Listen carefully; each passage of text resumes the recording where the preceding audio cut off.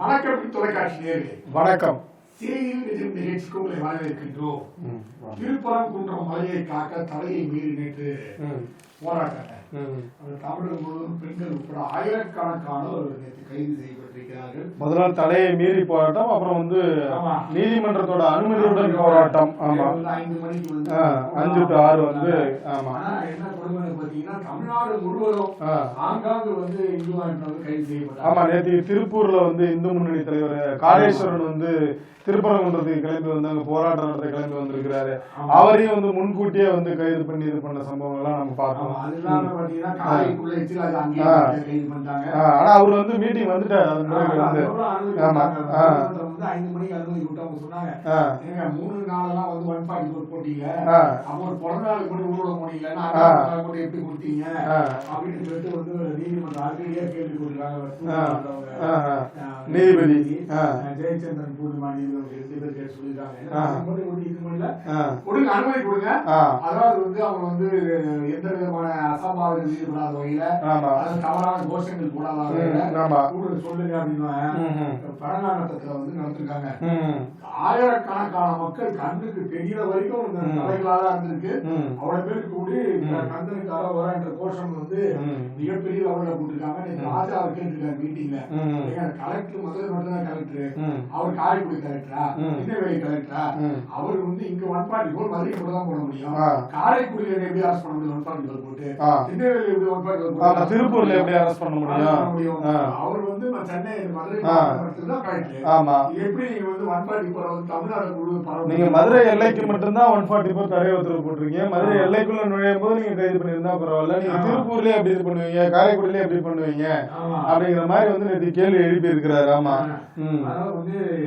பரபரப்பு. உடனே ஆயிரக்கணக்கான மக்கள் கூடி ஒரே நேரத்தில் கூட்டிச்சாங்க.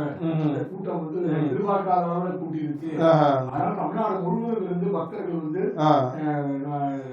மதுரை திருப்பரங்குன்றம் நோக்கி சென்று கொண்டிருக்கிறார்கள். அதனால மிகப்பெரிய ஏற்கனவே செஞ்சியில ஒருத்தர் செஞ்சிமலை கிறிஸ்துவ மலைன்னு சொல்லி அச்சரப்பாக்கம் வேற ஒண்ணு இருக்கு, செஞ்சியில அதை சொல்லி செஞ்சியிலே இதே மிகப்பெரிய இது நடந்தது. அச்சரப்பாக்கம் மலையே இயேசுநாதர் மலைன்னு சொல்லி அங்க கிரிவலம் போகணும், அவங்க கிரிவலம் போய் இந்து ஆண்டு அது ஒரு நிகழ்வு. செஞ்சிக்கு அடுத்தபடியா நீங்க எப்படி சொன்னீங்கன்னா மயிலாப்பூர் கபாலீஸ்வரர் கோயிலே சொல்லி நம்ம தோழர்கள் சொன்னதெல்லாம் நம்ம பாக்குறோம். ஆமா, திருப்பரங்குன்றம் என்பது ஒரு மிகப்பெரிய ஒரு நிகழ்வு ஏற்படுத்தி இருக்கிறது. கனி என்றாலே முருகனுக்கு தோற்பு தான் கொடுக்குது. அந்த காலத்துல முக்கணி மாம்பழத்துக்காக உலகை சுற்றினார், நவாஸ் கனிக்காக பிரச்சனை செய்ய வேண்டியது முருகனுக்கு அப்படின்னு கனி என்றாலே முருகனுக்கு ஒரு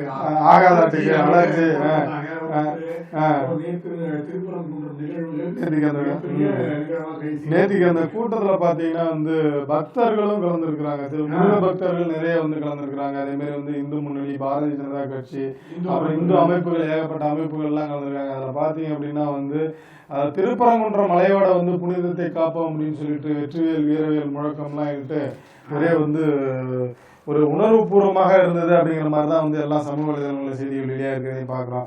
அப்படி சொல்ல ஒரே நேரத்துல என்ன அப்படின்னா, நேத்திக்கு அந்த தடை எல்லாம் விதிச்சிருந்தாங்க இல்லைங்க, மதுரைக்கு 144 தடையெல்லாம் விதிச்சிருந்தாங்க.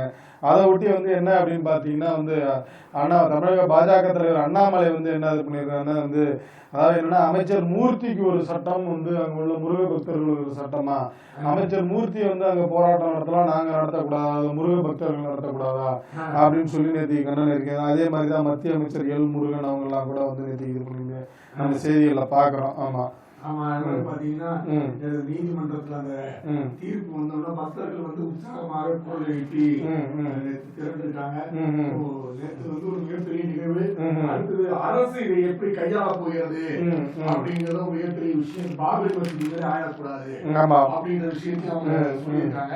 ஆனா அது என்ன முடிவெடுக்க போகிறார்கள் மிகவும் ஆர்வமாக எதிர்பார்க்கிற சூழ்நிலையிலே இன்னைக்கு டெல்லி சட்டசபை தேர்தல் நடக்குதுங்க. ஆமா, இப்ப ஆரம்பிச்சு டெல்லி சட்டசபை தேர்தல் தேர்தல் நடக்குது. ஈரோடு கிழக்கு 7 மணில ஆரம்பிச்சிருச்சு. தேர்தல் வந்து சுறுசுறுப்பா போயிட்டு இருக்காங்க. டெல்லியில வந்து மொத்தம் பாத்தீங்கன்னா 83 லட்சம் பேர் ஆண்களும் 72 லட்சம் பெண்களும் 1266 மூன்றாம் பாலினத்தரும் டெல்லி முழுவதும் மொத்தம் 13,766 வாக்குச்சாவடி மேல அனுபவிட்டு இருக்காங்க. அதாவது 1 கோடி பேர் 1.5 கோடி பேர் வாக்களிச்சிருக்காங்க. யாருக்கு பாஜகவா இல்ல ஆம் ஆத்மியா இல்ல காங்கிரஸா? ஏன்னா பல இலவசங்கள் அள்ளி தெளிச்சிருக்காங்க இல்லையா? யாரு காங்கிரஸா? 3 பேர் மாறி மாறி இருக்காங்க. நான் இலவசம் தர மாட்டேன்னு சொன்ன பாரதிய ஜனதா கட்சி போட்டி இலவசம் கொடுத்திருக்கு. யார் இந்த இலவசங்களை யார் வெற்றி பெற போறா அப்படிங்கிறத. அதே நேரத்துல என்ன அப்படின்னாங்க, இந்த தேர்தலை ஒட்டி சில வந்து இந்த சூழ்நிலைகள் எல்லாம் கிரியேட் பண்ணுவாங்கல்ல, உருவாக்குவாங்கல்ல, அந்த மாதிரி பாத்தீங்கன்னா இந்த ஆம் ஆத்மி கட்சிக்கு எதிராக வந்து நிறைய வந்து எதிரான வந்து இதெல்லாம் உருவாக்கி இருந்தாங்க. அதனால இந்த முறை ஆம் ஆத்மி வாங்குகின்ற இடங்கள்ல கொஞ்சம் வந்து குறையறதுக்கான வாய்ப்பு அதிகமா இருக்குது அப்படின்ற மாதிரி தான் இது பண்றாங்க. அதே மாதிரி அதே நேரத்துல வந்து பாரதிய ஜனதா கட்சி வந்து அவங்க கொஞ்சம் வாக்குகள் அதிகமா வாங்குறதுக்கு, தொகுதிகள் அதிகமா வாங்குறதுக்கு வாய்ப்பு இருக்குது அப்படின்ற மாதிரி தான் பார்க்குறது. வெற்றி யார் என்ன அப்படிங்கிறது நம்மளால சரியா இது பண்ண முடியலனால வந்து இந்த விஷயங்கள் நம்மளால சொல்ல முடியும் அப்படிங்கிற மாதிரி சொல்லிட்டு இருக்காங்க. ஈரோடுல வந்து கடைசி நேரம் கவனிப்பாங்க. நாம் தமிழர் கட்சிக்கு வாக்குகள் வந்து அதிகமா இருக்கும். போன வாட்டி அவங்க 10,877 ஓட்டு வாங்கினாங்க.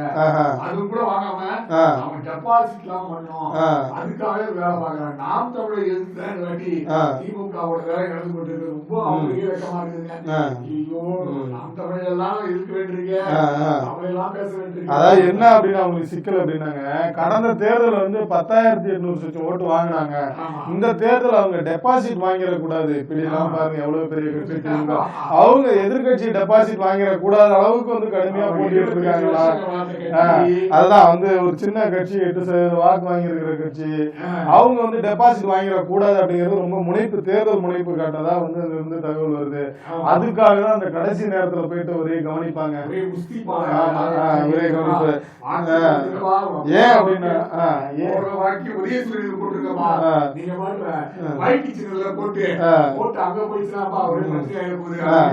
முதல்ல என்ன அப்படின்னா ரொம்ப எளிதா வந்து போன மாதிரி இதாயிடுச்சுங்க. அதாவது வந்து வழக்கமாவே ஒரு இடைத்தேர்தல்னா அங்க வந்து அதிமுக திமுக எல்லா கட்சிகளும் போட்டிட்டாங்க அப்படின்னா அங்க வந்து போட்டி பலமா இருக்கும், மக்களுக்கும் ஒரு மகிழ்ச்சியா இருக்கும்.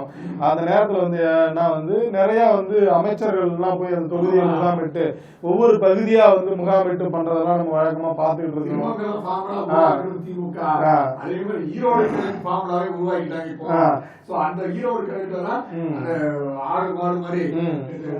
இல்ல இப்ப அந்த மாதிரி இந்த முறை அந்த மாதிரியான அந்த எதுவும் இல்லை அப்படின்னா, ஏன்னா வந்து எந்த பிரதான கட்சிகள் எதுவும் போட்டி இல்லை அப்படிங்கிற மாதிரி நாம் தமிழர் போட்டதுனால முதல்ல வந்து ரொம்ப எளிதா தான் வந்து கடந்து சென்றுட்டு இருந்தாங்க.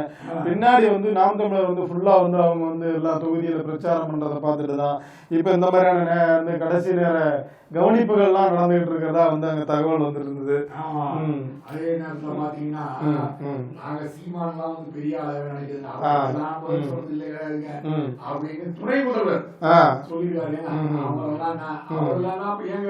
ஈரோடு அவரு வந்து தப்பு கொடுக்காம அப்படின்னு பயன்தான் ஆகணும். அவருக்கு வந்து கடினமான போட்டியை கொடுக்கறதால தானே வந்து மக்கள்லாம் வந்து திமுகவினர் வந்து அவர் வந்து ஈரோடு மண்ணில் வந்து சீமான் வந்து பெரியார் பண்ணா நாங்க ஒத்துக்க மாட்டோம் அப்படின்ற மாதிரி சொன்ன தகவல்லாம் அதான் இருந்தது. பேட்டிகள்லாம் நம்ம பார்த்துக்கிட்டு இருந்தோம். அவரு கடுமையான போட்டி கொடுக்கறதுல விளைவு தானே இதெல்லாம் அப்படிங்கறது நம்ம சொல்ல வேண்டியிருக்குது.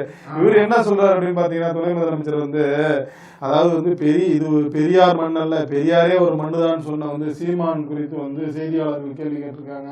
அதுக்கு வந்து அவருக்கெல்லாம் நான் பதில் சொல்றது கிடையாதுங்க அப்படின்னு சொல்லிட்டு போயிருக்காரு. இல்ல இதேதான் அததான் சொல்ல வரேங்க.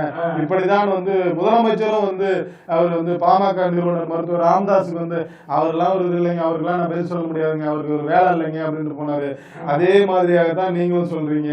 இது எங்க போய் முடியும்? அடுத்து சீமான் அவர்கள் பேட்டி கொடுப்பது மூலமா தான் தெரிய வர அவர் வேற எதுக்கு பதில் சொல்ல போறாரு, அவர் கேள்வி கேட்க போகிறார் அப்படின்னு தான் நினைக்கிறோம். அதே நேரத்துல பாத்தீங்கன்னா இந்தியா சிலைய சீமானால் பாதுகாப்பாங்க. தேவன் சிலைக்கு போடுவாங்க. ஏதாவது பச்சை ஜாதி ரீதி ஏதாவது பிரச்சனை ஆயிட போது சமுதாய ரீதியாக கூண்டுல நடத்தாங்க தலைவர்கள். இவரு அம்பேத்கரையும் தேவையும் எல்லாரும் இப்ப பாத்தீங்கன்னா ஈவேராக கூண்டு அடைக்க வேண்டிய சூழல் வந்துருமா அப்படின்னு யோசிக்க வேண்டிய சூழல். கூண்டு அடைக்கிறாங்களோ இல்லையா, காவல் பாதுகாப்பாங்க அதிகமாக்கிருக்கு ஒவ்வொரு ஈவேர சிலைகளுக்கு முன்னாடி. அப்படி அதான் நம்ம பாக்குறோம். என்ன அப்படின்னு இன்னொரு இது என்ன அப்படின்னு பாத்தீங்கன்னா நீங்க ஒரு புறம் மாஞ்சோலைக்கெல்லாம் வரீங்க, மாஞ்சோலை மக்கள் எல்லாம் பாக்குறீங்க. அந்த மாஞ்சோலை மக்களுக்கு என்ன பண்ணுனீங்க அப்படின்ற மாதிரி புதிய தமிழகம் தலைவர் கிருஷ்ணசாமி அறிக்கை வெளியிட்டிருக்காங்க. நீண்ட நாட்களுக்கு பிறகு வர செய்திகள் நம்ம பார்க்கிறோம். அப்படின்னா மாஞ்சோலை தேயிலை தோட்ட பணிகள் நிறுத்தப்பட்டு 8 மாதங்கள் கடந்து விட்டன. இந்த நேரத்துல நீங்க எங்க மாஞ்சோலைக்கு நீங்க வரீங்க அப்படின்னு சொல்லிட்டு என்ன சொல்றேன்னா, ஒருவர் பொதுவாகவே ஒருத்தர் ஒரு நிலப்பகுதியில் 20 ஆண்டுகள் வசித்து இருந்தாலே அந்த நிலம் அவருக்கு சொந்தம் அப்படிங்கிற மாதிரி சட்டம் இருக்கின்ற நிலையில கிட்டத்தட்ட 100 ஆண்டுகளுக்கு மேலாக அந்த மாஞ்சோலை பகுதியில் அந்த தேயிலை தோட்ட தொழிலாளர்கள் அங்க பணிபுரிஞ்சு அதுக்காக உழைத்துட்டு இருந்தாங்க. அவங்க வாழ்வுரிமை எல்லாம் பாதிக்கப்படுது. இந்த நேரத்துல நீங்க அங்க போய் இது பண்றீங்களே, அவங்களுக்கு என்ன நீங்க பண்ண போறீங்க அப்படின்ற மாதிரி சொல்லிட்டு என்ன சொல்றாருன்னா, மதுரை அரிட்டாப்பட்டி டங்ஸ்டன் ஆலைக்கு எதிராக காட்டிய அக்கறையை மாஞ்சோலை மக்களுக்கு காட்ட முதல்வர் ஸ்டாலின் தவறியது ஏன் அப்படின்னு சொல்லி கேள்விட்டு, அதாவது அரிட்டாப்பட்டி அந்த இதெல்லாம் பெரும்பாலானோர் பிற்படுத்தப்பட்ட சமூகம், உயரிய சமூகம் அப்படிங்கிறதுனாலயா, இல்ல மாஞ்சோலையில இருக்கிறவங்க பட்டியலினத்தை சேர்ந்தவங்களா நீங்க கண்டுக்க மாட்டேங்கிறீங்களா அப்படின்ற மாதிரி ஒரு கேள்வி எழுப்பியிருக்கிறாங்க புதிய தமிழகம் தலைவர்.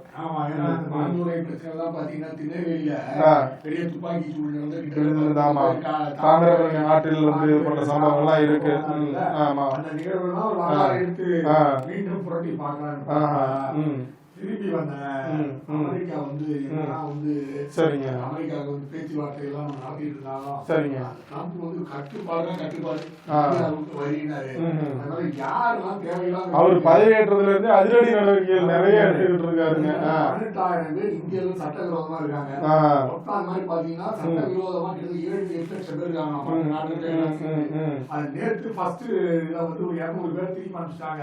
அது 200 பேர் பஞ்சாப் மாநிலத்தை சேர்ந்தவர்களாம். அதாவது என்ன அப்படின்னு பாத்தீங்கன்னா, அமெரிக்காவில் கிட்டத்தட்ட ஒரு 55 லட்சம் மக்கள் இந்தியர்கள் இருக்காங்க. அதுல பாத்தீங்கன்னா ஒரு 3% அளவுக்கு அதாவது 2.5 லட்சம் அல்லது 3 லட்சம் அது சம்பந்தமா அந்த அளவுக்கான மக்கள் தான் அமெரிக்காவில் சட்டவிரோதமாக குடியேறி இருக்கிறார்கள் அப்படிங்கிற ஒரு தகவல் இருக்குது. அதுல பாத்தீங்கன்னா ஒரு 18,000 பேர் சட்டவிரோதமா குடியேற்றது இப்போதைக்கு கணக்குப்படி இருக்குது அப்படின்னு பாத்தீங்கன்னா, இதுல நேத்திக்கு ஒரு 200 பேர் நினைக்கிற அளவு அறிவிச்சாங்களா நேத்திக்கு. அது அனுப்பிச்சாங்க. எங்க சான் பிரான்சிஸ்கோ அந்த மாகாணத்துல நேத்திக்கு ராணுவ விமானத்துல இருந்து அனுப்பிச்சிருக்காங்க. அவங்க இந்த பஞ்சாப் அமிர்தசரஸுக்கு வந்தடைவார்கள் அப்படின்ற மாதிரி பாக்குறோம். அதிகமா ஒன்று ஆந்திரா, தெலுங்கானா போன்ற மாநிலத்தை சேர்ந்தவர்கள், பஞ்சாப் மாநிலத்தை சேர்ந்தவர்கள், இவங்க எல்லாம் அதிகமாக ஊடுருவாங்க அப்படின்னு ஒரு விஷயம் சொல்லப்பட்டிருக்கு. அதனால கொஞ்சம் கொஞ்சமா படிப்படியா மொத்தமாக வெளியேற்றப்படுவார்கள். சட்டவிரோதமாக அமெரிக்காவுக்குள்ள குடியேறுவது மிகவும் கடினம், உலாவதே கடினம். அதனால ஜெய்சங்கர் சொல்லிட்டாரா, எந்த நாட்டுல வெளியே வந்துருங்க, இந்தியா உங்களை தற்காத்துக் கொள்ளும், பாதுகாத்துக் கொள்ளும், அவங்கள நீங்க பாதுகாப்பா அனுப்பிச்சுவீங்க, நாங்க பாத்துக்கிறோம் அப்படின்ற மாதிரி சொல்றாங்க. ஏன் அப்படின்னா இவங்களும் இது பண்றாங்க. இந்திய நம்ம நம்ம இப்ப வங்கதேசத்துல இருந்து வர சட்டவிரோதமா வரவங்க எல்லாம் நம்ம கணக்கீடு பண்ணிட்டு இருக்கோம். அதனால வெளிநாடுகள்ல இருக்கிற இந்தியர்களையும் நம்ம முறைப்படி இது பண்றதுதான் நல்லது அப்படிங்கிற நிலைமையில உள்ளபடியே இந்த மத்திய அமைச்சர், வெளியுறவுத்துறை அமைச்சர் நல்ல விஷயங்களை தான் சொல்லி இருக்கிறாங்க அப்படின்னு பாக்குறோம். என்ன அப்படின்னா இதோட என்னன்னா, இந்த அமெரிக்காவில் சட்ட அங்கீகாரம் பெறாத லட்சக்கணக்கான மற்ற இந்தியர்கள் நிலை என்ன ஆகும் அப்படிங்கிற ஒரு கேள்வி இருக்கு. அதே நேரத்தில் பார்த்தீங்கன்னா என்ன அப்படின்னா, இந்த சட்டவிரோதமா அங்கே இருக்கு என்னன்னா, அமெரிக்காவோட அந்த எல்லை மாகாணங்கள் இருக்குங்க, அருகில் உள்ள அருகாமை இந்த மெக்சிகோ போன்ற நாடுகள்ல அதன் வழியாக அமெரிக்காவில் நிறைய சட்ட போராட்டம் நடத்தி வந்து அங்க உள்ள அந்த குடிமகனை அங்கீகாரம் மாட்டிருக்காங்க. அது இல்லாம அரசின் அங்கீகாரம் இல்லாம, அதாவது அமெரிக்க அரசின் அங்கீகாரம் இல்லாம அந்த நாட்டிலேயே தங்கி இது பண்ணியிருக்கிறதையும் பார்க்கிறோம். அவங்களெல்லாம் வந்து ஏற்கனவே வந்து கடந்த முறை ஆட்சியில் இருக்கும்போதே ட்ரம்ப் என்ன பண்ணியிருக்காருன்னா அந்த இதுக்கான வந்து அறிக்கையை எல்லாத்தையும் எல்லாம் ரெடி பண்ணியிருந்தாரு. அதன் பிறகு ஆட்சி மாற்றம் பிறகு பைடன் வந்து அமெரிக்க அதிபரான பிறகு அந்த இதெல்லாத்தையும் அப்படியே அமைதியாக ஓரம் கட்டி வச்சுட்டாரு. மறுபடியும் ட்ரம்ப் முதல்வரான பிறகு அதிபரான பிறகு இந்த நடவடிக்கைகள் ரொம்ப தீவிரமா எடுத்துக்கிட்டு இருக்கிறாருங்க. அதன் ஒரு பகுதியா தான் இது பண்ணிருக்காங்க. மற்ற நாடுகள்லயும் எடுத்துக்கிட்டு இருக்காங்க. மற்ற நாடுகளை சேர்ந்த பிரதிநிதிகளையும் அமெரிக்கா விட்டு வெளியே அனுப்பியிருக்கிற நேரத்துல இந்தியர்களையும் அனுப்புறது ஒரு முக்கியமான விஷயமா பார்க்கப்படுது. ஏன் அப்படின்னா பிரதமர் மோடி பிப்ரவரி 13 வாக்குல அமெரிக்கா செல்கிறார் அப்படின்னு ஒரு தகவல் இருக்குது. அவங்க ட்ரம்ப் ஏற்கனவே வரி விதிக்கிறது தீவிரவாத நாடு, அதாவது வரி விதிப்பில் தீவிர தன்மையை கொண்ட நாடு இந்தியா அப்படிங்கிற நேரத்துல இவர் இவங்களும் ஒரு பக்கம் இந்த பட்ஜெட்ல அமெரிக்கா சார்பா எல்லாம் வரி விதிச்சிருக்காங்க அப்படின்ற நேரத்துல ரெண்டு பேரும் பரஸ்பரம் அப்படிங்கிற மாதிரி நேரத்துல நீங்க இப்ப இந்தியர்களை அவங்க தாய்நாட்டுக்கு அனுப்புறீங்களே அப்படின்னு சொல்லி இந்த பயணத்தின் போது இந்த சந்திப்பின் போது கேள்வி கேட்பாங்களா அப்படின்ற ஒரு கேள்வி இருக்குது.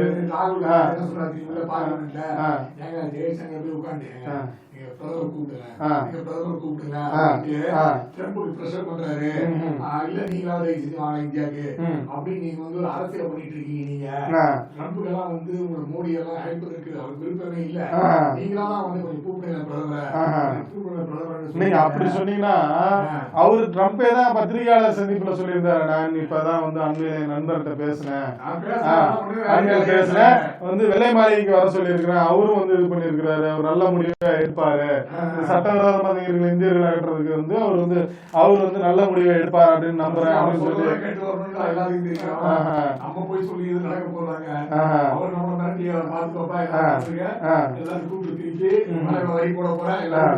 அப்படி நம்ம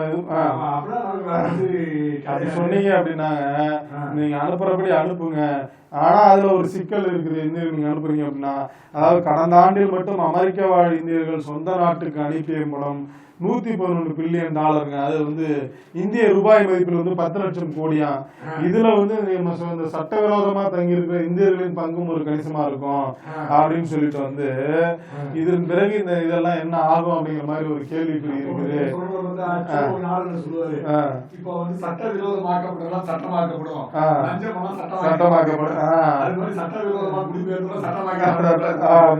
அப்படின்னு ஒரு கேள்வி இருக்கு.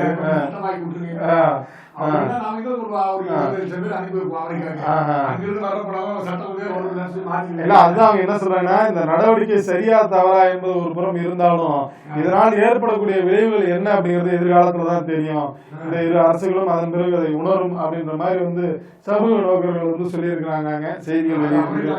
ஆமா ஆமா இல்ல, அமெரிக்காவுக்கு உள்ளபடியே அது லாபம் தான். ஏன் அப்படின்னா அவர்களுக்கு நிறைய செலவினங்கள் ஏற்படுது. ஆமா, நிறைய வழக்கு நிலுவையில் இருக்குது அப்படின்னு பாக்குறாங்க. நம்ம இந்தியர்கள் போய் தான் பாதி பிரச்சனையை ஏற்படுத்தி விட்டு வராங்க. பல விபத்துகள் அவங்கதான் வருது, பல திருட்டுகள் நடந்துட்டு ஏற்கனவே பல கம்ப்ளைண்ட் அங்க இருக்குது. வெளிநாட்டுக்காரங்க கொஞ்சம் சேஃப்டியா போனா இந்தியாவோட நிலைப்பாட காமிச்சிடுறாங்க. சோ பல்வேறு நீங்க சொன்ன பல்வேறு வழக்குகள், தீர்ப்புகள் மட்டும் இல்ல விபத்துகள், அதிகமா விபத்துகள் வேற பண்ணி விட்டுறாங்களாம்.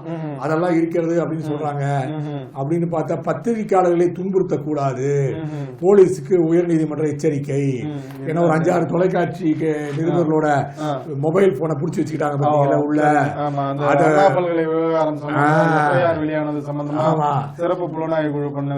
அதை நீங்க செக் பண்ணி பாத்துக்கோங்க, அதெல்லாம் ஒண்ணும் கிடையாது அப்படின்னு பத்திரிகை சார்பா முக்கிய பிரஸ் கிளப் சார்பாகவும் சென்னை பிரஸ் கிளப் சார்பாகவும் பத்திரிகையாளர் சார்பாகவும் 2 பேர் வழக்குகளாக தொடுத்து வழக்கறிஞர்கள் வந்திருக்காங்க. அதுல அவங்க சொல்லிருக்காங்க ஒண்ணுமே கிடையாதுங்க, அது பத்திரிகையாளர்கள் துன்புறுத்தும் எண்ணெல்லாம் கிடையாது, பத்திரிகை அச்சப்பட தேவையில்லை, நாங்க சும்மா போனை வாங்கி வச்சிருக்கோம் அப்படின்னா போனை வாங்கி வச்சாலே நீங்க அதை மிரட்டுற மாதிரி தான். ஆமா அப்படின்னா அப்படின்னு கேக்குறாங்க அவங்க. அதுக்கு இவங்க என்ன சொல்றாங்க அப்படின்னா, பத்திரிகையாளர் தரப்புல இருந்து வந்து இது பண்ணிருக்காங்களா, அதுல வந்து செய்தியில் எந்த இடத்திலும் பாதிக்கப்பட்ட அடையாளத்தை வெளிப்படுத்தவில்லை, உண்மை வெளிவர வேண்டும் என்ற அந்த இதுலதான் வந்து நம்ம இது பண்ணோம் அப்படின்னு சொல்லிட்டு அதுதான் வந்து இவங்களும் சொல்லியிருக்காங்க. உண்மை வெளிவர வேண்டும் என்பதில் எந்த மாற்று கருத்தும் இல்லை, ஆனால் விசாரணை என்ற பெயரில் பத்திரிகையாளர் அச்சுறுத்தப்படுகின்றனர் அப்படின்னு சொல்லி இது பண்ணிருக்காங்க. அதை ஒட்டிதான் வந்து நேத்திக்கு வந்து அவங்க நீதிமன்றம் இது பண்ணிருக்காங்க, பத்திரிகையாளர்களை துன்புறுத்தக்கூடாது, அவர்களை வந்து விசாரணை என்ற பெயரில் இருந்து விசாரணைக்கு பத்திரிகையாளர்களும் ஒத்துழைக்க வேண்டும் அப்படின்னு சொல்லி வந்து நீதிமன்றம் வந்து உத்தரவிட்டிருக்கிறதை நம்ம பாக்குறோம். ஆமா, அதே நேரத்தில் பாத்தீங்கன்னா நேற்று வந்து ருத்ர வன்னிய மகாராஜன் போஸ்டரை ஒட்டி நீங்க வந்து நம்ம அடுத்த வன்னிய மாநாட்டுக்கு எல்லாத்தையும் எனக்கு தேர்தல் வருது இல்லையா, வன்னியர்களோட அந்த பவரை காட்டணும் அப்படின்னு பாமக நிறுவன தலைவர் டாக்டர் ராமதாஸ் முடிவு செய்து அவர் கும்பகோணத்துல வன்னியர் காடு வெட்டி குரு இருக்கிற வரைக்கும் அவ்வளவு பவர்ஃபுல்லா இருந்த வன்னியர் சங்கம் கொஞ்சம் கலகலத்து போயிடுச்சோ அப்படின்றனால இப்ப வந்து அவர் கூப்பிட்டிருக்காரு. அது வந்து அந்த யாகத்திலிருந்து உயிர் பெற்று வரும் ருத்ர வன்னிய மகாராஜன்.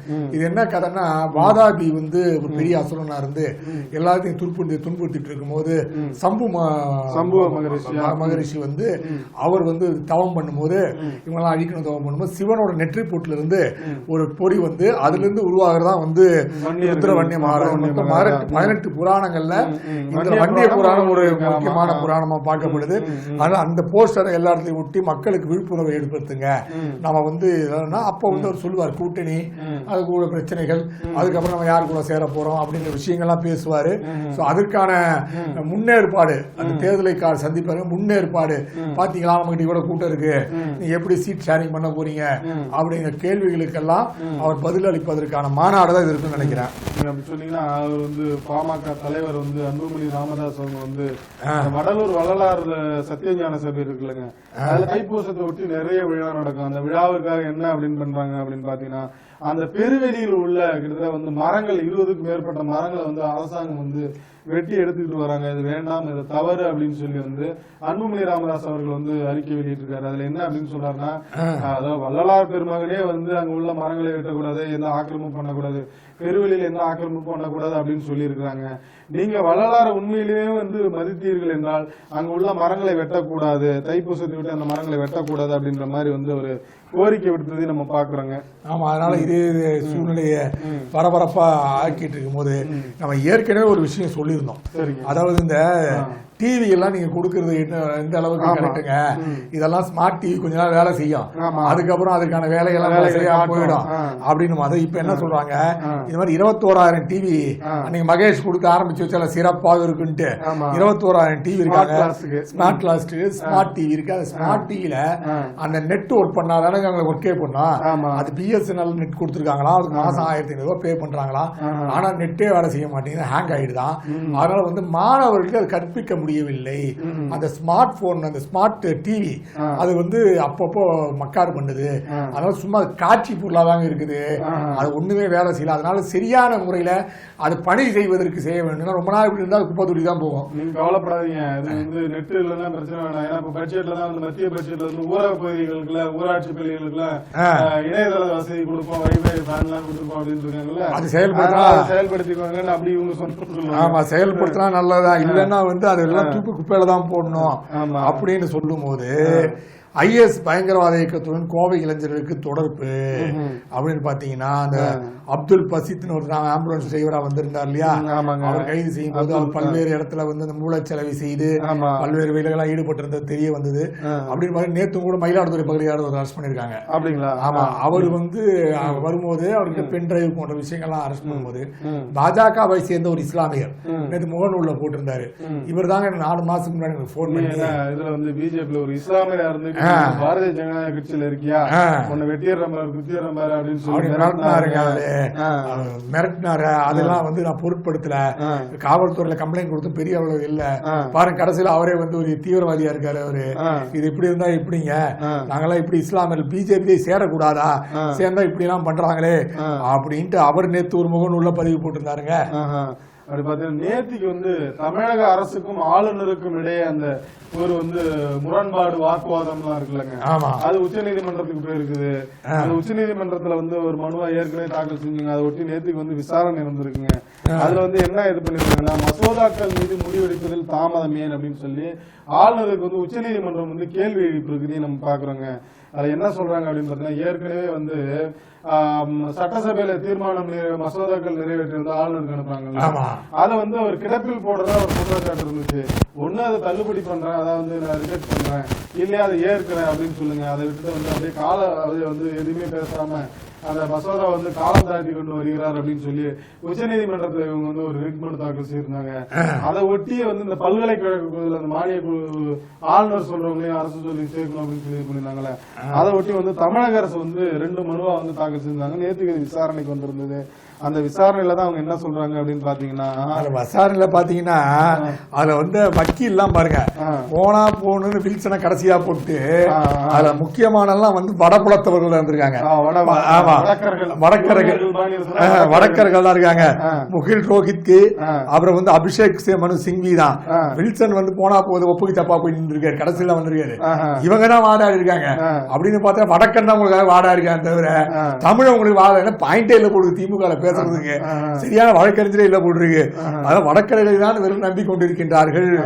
அப்படி இது பண்ண நேத்துக்கு அந்த பேசும்போது என்ன சொல்றாங்க அப்படின்னா வந்து, நீங்க 2 பேருமே உட்காந்து சமரசம் பண்ணுவீங்க, இதுல டீ பார்ட்டி வைங்க, டீ பார்ட்டி வைங்க, தேநீர் இருந்துச்சுங்க அப்படின்னு சொல்லி இருந்துச்சு. அப்படி இல்ல, அவங்க சொன்னதாங்க நீதிமன்றம் சொல்லியிருக்காங்க, நீதிபதிகள் சொல்லியிருக்காங்க, கவர்னரும் அரசு தரப்பும் அமர்ந்து பேசி சமரசத்துக்கு வாருங்கள் அப்படின்னு சொல்லி இது பண்ணிட்டு இந்த விசாரணை வந்து நாளைக்கு ஒத்தி வைத்திருக்கிறது பாக்குறோம்.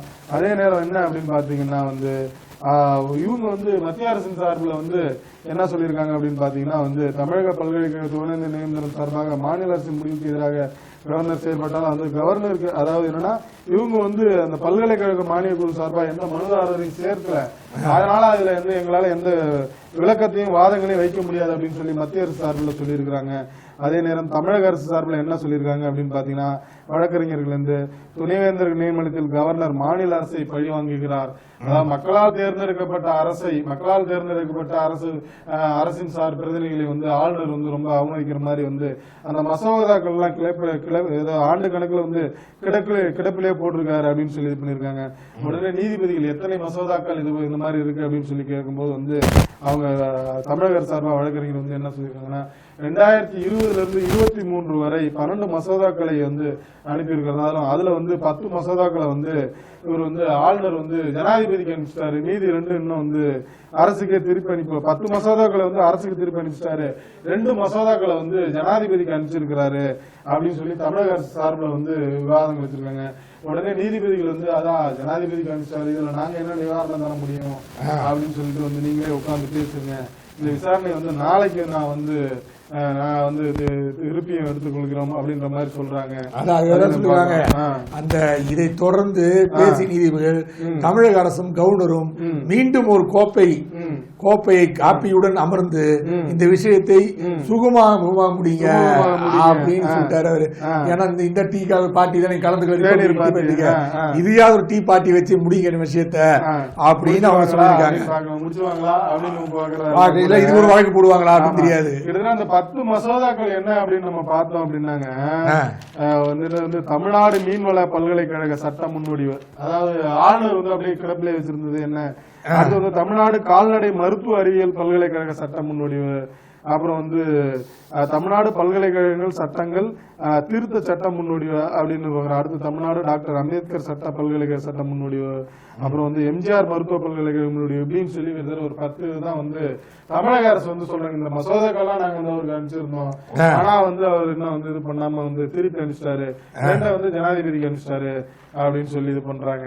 அதே நேரத்தில் ஈசிஆரில் ஸ்கெட்ச் போட்ட கார் எது அப்படின்னு கேட்டிருக்காங்க.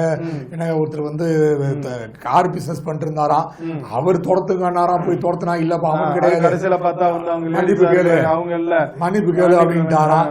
சரி யாரா துரத்த சொன்னீங்கன்னு அது வேற வந்து திருப்பி அங்க பார்த்தா அவங்க சொன்னாங்க திமுக கொடியோட போனா டோல்ல விட்டுருவாங்க, அப்போ அதிமுக காரர் தான் பண்ணாரு அப்படின்னு அவங்க சொல்ல, திமுக கொடியை கட்டினா டோல்ல விட்டுருவாங்களா, பிளாஸ்டிக் பொருட்கள் இருந்தால் பஸ்ஸை பறிமுதல் செய்யுங்கள் அப்படின்னு எங்க சொல்லியிருக்காங்கன்னா, நீலகிரி மாவட்டத்துல நீங்க சுற்றுலாத்தலம் சென்னை அது, நீலகிரி வந்து சுற்றுலாத்தலம். அங்க வந்து அதிகமான அந்த பொருட்களை பிளாஸ்டிக் பொருள் உபயோகப்படுத்துவதால அங்க இருக்கிற தண்ணீர் பிரச்சனை போன்ற விஷயம் உருவாகுது. அது இல்லாம வனவிலங்கு பிரச்சனை. அதை ஒட்டி தான் வந்து நேற்றுக்கு வந்து உயர்நீதிமன்றம் அந்த தீர்ப்பு வெளியிட்டு இருக்கிறாங்க. ஆமா, நீலகிரி மாவட்டத்திற்குள் வந்து தடை செய்யப்பட்ட பிளாஸ்டிக் பொருட்களை நீங்க வந்து போனாங்கன்னா, அதை பஸ்ல எடுத்துட்டு போனாங்கன்னா அந்த பஸ்ஸோட உரிமத்தை ரத்து பண்ணுங்க, அந்த பஸ் உரிமையாளருக்கு அபராதம் விதியுங்கள் அப்படின்ற மாதிரி வந்து உயர்நீதிமன்றம் உத்தரவிட்டு இருக்குது அப்படிங்கறதையும் நம்ம பாக்குறோம். அது இல்லாம சொல்றாங்க 1997 2024 நடந்த ஆய்வுல 91 பேருக்கு ஆய்வு பண்ணிருக்காங்களாம். அதுல 12க்கும் மேற்பட்டோர் மூளையில் நுண் நெகிழிகள், அதாவது பிளாஸ்டிக்கோட மைக்ரோ பிளாஸ்டிக் இருக்கு பாருங்க, அது போய் ஒட்டிக்கிறதுனால டிமானேஷியான்ற ஒரு மருதி நோய் வந்து பாதிப்பு ஏற்படுதாங்க. அதனால என்ன பண்றது, பிளாஸ்டிக் இல்லாத பொருளை தவிர்க்க முடியாத சூழ்நிலையில இப்ப இருக்குது அப்படின்னு நம்ம படுத்து பார்க்க வேண்டியிருக்கு இல்லையா? அதே மாதிரி பாத்தீங்கன்னா நீங்க வந்து பிளாஸ்டிக் ஒரு புறம் அந்த மாதிரி ஏதாவது சொல்லி அப்படின்னு நேற்றுக்கு முதலமைச்சர் பாத்தீங்க அப்படின்னா நந்தம்பாக்கத்துல வந்து என்ன அப்படின்னா தமிழக காலநிலை உச்சி மாநாடை வந்து அந்த மாநாட்டை வந்து துவக்கி வச்சு பேசியிருக்கு. அதுல வந்து உள்ளபடியே என்ன அப்படின்னு பாத்தீங்கன்னா, அதாவது வளரும் தலைமுறையினர் வந்து அந்த காலநிலை மாற்றத்தை சமாளிக்கிற வகையிலும் அது சம்பந்தமான அந்த அறிவை வந்து மாணவர்கள் பெற்றுக்கொள்கிற அனைத்து பள்ளிகளிலும் வந்து அதாவது சூழல் மன்றங்கள் அமைக்கப்படும் அப்படின்னு சொல்லி முதலமைச்சர் வந்து சொல்லியிருக்கிறாருங்க. உள்ளபடியே அது நல்ல விஷயம் அப்படிங்கிற மாதிரி நம்ம பார்க்கிறோம். கண்டிப்பாக நேரில் இன்று பல்வேறு செய்திகளை பார்த்தோம். மீண்டும் நாளை சந்திப்போம். அதுவே நன்றி, வணக்கம். நன்றி, வணக்கம்.